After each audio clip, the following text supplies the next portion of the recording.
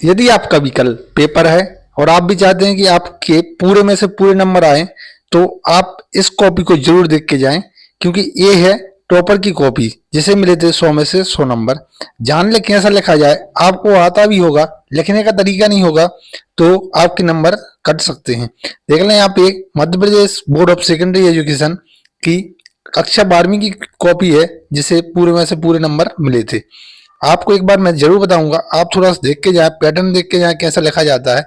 इस प्रकार की कॉपी आपको मिलेगी जिसमें 28 क्वेश्चन के क्रमांक होंगे, उस प्रकार से यहाँ पे मार्किंग की जाती है। तो आप लोग जरूर देख के जाएं कि कैसे आपको लिखना है कि आपको पूरे में से पूरे नंबर मिल जाए।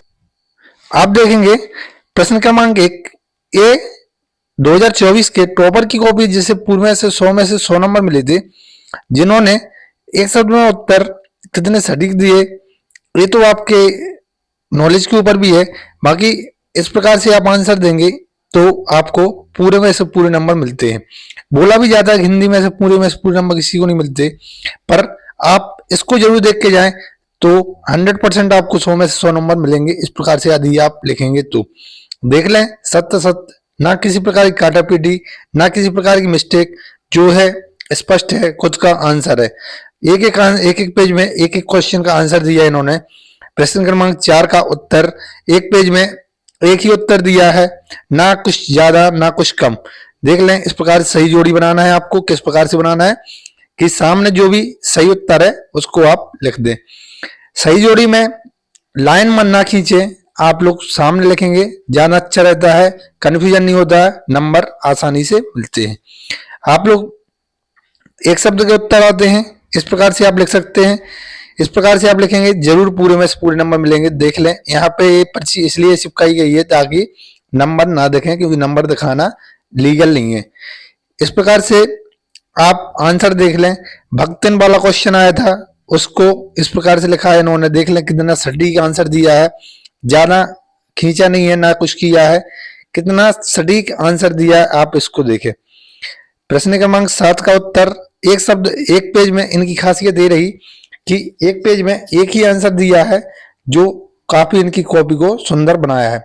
अंतर आए थे आत्मकथा और जीवनी में, तो इन्होंने इस प्रकार से दिया, तो यहाँ पे भी इनको पूर्ण नंबर मिले थे।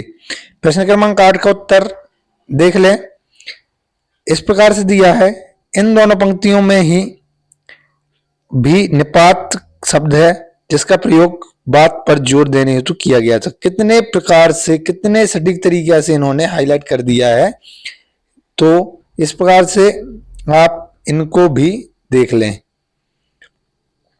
प्रश्न क्रमांक 9 का उत्तर देख लें, इन्होंने सिर्फ कितना भी कॉपी रहे, एक प्रश्न इन्होंने ठान लिया था, एक प्रश्न का उत्तर एक पेज में देंगे, भले खाली छोड़ दें। खाली छोड़ दिया, उससे कुछ भी फर्क नहीं पड़ा, लेकिन उत्तर दूसरा क्वेश्चन ही लाया, जिससे कि इनको काफी अच्छी सुंदर कॉपी लग रही है। बच्चों, इस बात का ध्यान जरूर रखें, यदि आप अथवा का क्वेश्चन करते हैं तो अथवा जरूर लिख दें, ताकि जो चेक करते हैं उनको कंफ्यूजन न हो कौन सी क्वेश्चन का आंसर है। इसको जरूर ध्यान रखें। प्रश्न क्रमांक 10 में मोहनजोदड़ो वाला क्वेश्चन आया था, उसको आप पढ़ लें। इस प्रकार से आप आंसर लिखें। जरूर इस कॉपी में से आपको 30 से 40 नंबर का क्वेश्चन जरूर कल फंसेंगे, तो इनको जरूर पढ़ के जाएं। इस प्रकार से आपका क्वेश्चन नंबर 11वां का इन्होंने आंसर दिया है। देख लें किसने क्वेश्चन नंबर 12वां, काटापीटी बिल्कुल भी नहीं है, की भी है, तो बच्चों आप देख सकते हैं, जैसे यहाँ पे इन्होंने काटा, समझ में भी नहीं आ रहा कि इन्होंने काट दिया है। तो इस प्रकार से आप जरूर लिखें। काफी सुंदर कॉपी इसकी लग रही है। मैं इसके निबंध वगैरह को भी बताऊंगा, निबंध वगैरह भी आप इसको देख लें। किन्हीं दो महाकाव्य के नाम और उनकी रचनाकार निम्नलिखित हैं। इतना कितने सुंदर तरीके से इन्होंने लिखा है। प्रश्न क्रमांक 15वां, बीरस और इसका उदाहरण पूछा गया था, इसको भी आप देख लें। प्रश्न क्रमांक 16, दो रचनाएं पूछी गई थी, तो इनको भी आप देख लें। दो रचनाओं के बारे में कितने प्यारे ढंग से लिखा गया है। PTO please page turn over होता है, इसका मतलब कि आप आगे देख लें। इनको भी आप समझने आना चाहिए क्या है। मुहावरा और लोकोक्ति में अंतर पूछा गया, तो कितना सटीक ढंग से इसको लिख दिया है, तो आप देख लें। इस प्रकार से एग्जामिनर जो चेक करते हैं तो वो बड़े आसानी से प्रसन्न होकर आपको नंबर देते हैं। देखो रघुवीर सहाय की 2 रचनाएं पूछी गई थी और इनका भाव पक्ष भी पूछा गया था, तो भाव पक्ष कला पक्ष भी इन्होंने लिखा है। कितना सुंदर ढंग से लिख दिया है कि एक भी नंबर कहीं पे भी गोला लगाने की जरूरत नहीं पड़ी और पूरे में से पूरे नंबर इनको मिले हैं। अथवा का क्वेश्चन आप जरूर हाईलाइट करके लिखें कि अथवा का लिख रहे हैं आप। देख लें यहाँ पे, अब निबंध की बारी आई थी, निबंध नहीं, संदर्भ और प्रसंग की बारी आई थी। संदर्भ प्रसंग भी इन्होंने ऐसा लिखा है, आप भी ऐसा ही लिखें। प्रस्तुत पद्यांश हमारी पाठ्य पुस्तक पुस्तक आरोह भाग 2 की कवितावली से लिया गया है, जिसके कवि तुलसीदास हैं। आप लोग इस प्रकार से देखेंगे तो जरूर आपको पूर्ण में से पूर्ण नंबर मिलेंगे। हिंदी में भी पूरे में से पूरे नंबर मिलते हैं। प्रश्न क्रमांक 21वां का उत्तर भी वही है, प्रसंग और आपका संदर्भ पूछा गया था, तो इसको भी आप लिख दें। इसके बाद में आपका जो आवेदन पत्र था, आवेदन पत्र ऐसा लिखा रहा है, यहाँ पे थोड़ी सी यहाँ पे मिस्टेक हुई थी इनकी, तो जिसको इग्नोर भी किया जा सकता है।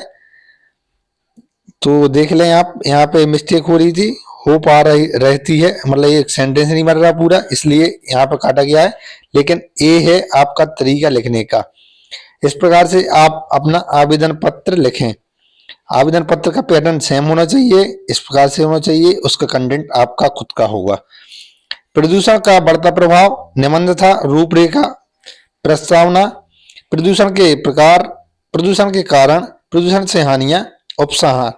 ये आपको जरूर इसी प्रकार से लिखें बच्चों, जिससे कि नंबर ना कटेंगे। रूपरेखा जरूर आप प्रस्तुत करें, रूपरेखा प्रस्तुत करने के बाद ही आप लिखना शुरू करें। इस प्रकार से लिखेंगे जरूर आपके नंबर नहीं कटेंगे और आपको पूरे में से पूरे नंबर मिलेंगे। ये है लिखने का तरीका आपका हिंदी का। हिंदी में यदि आप इस प्रकार से जरूर लिख के आए, इस प्रकार से लिख के आ जाएंगे बच्चों, तो गारंटी हमारी है, गारंटी आपकी है कि आपको पूरे में से पूरे नंबर मिलेंगे। ऑल द बेस्ट बच्चों, जरूर आप पेपर में बहुत अच्छा करके आएंगे, पूरी उम्मीद है। आपने पढ़ाई की है, तैयारी की है, तो आपका रिजल्ट भी बहुत अच्छा आएगा। ऑल द बेस्ट सभी को।